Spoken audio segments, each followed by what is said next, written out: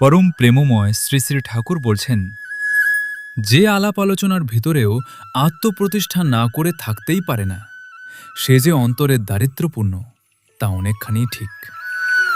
ভাবুন তো, কিছু মানুষ আছেন যে কোনো আলোচনাতেই নিজেকে বড় প্রমাণ করতে চান। নিজের জ্ঞান, নিজের কৃতিত্ব, নিজের গুরুত্ব বারবার তুলে ধরেন। কিন্তু কেন? পরম প্রেমময় শ্রী শ্রী ঠাকুর বলছেন, যার অন্তর সত্যিই সমৃদ্ধ তাকে নিজেকে প্রতিষ্ঠিত করতে হয় না। ফুল যেমন সুগন্ধ ছড়ায় কিন্তু কখনো ঘোষণা করে না আমি সুগন্ধি।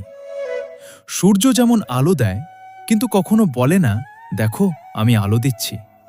ঠিক তেমনি সত্যিকারের জ্ঞানী, সত্যিকারের মহান, সত্যিকারের সমৃদ্ধ মানুষ নিজের গুণের প্রচার করে না, তার ব্যবহারই তাকে পরিচিত করে। তাই আসুন, আত্মপ্রচারে নয় আত্মবিকাশে মন দিই।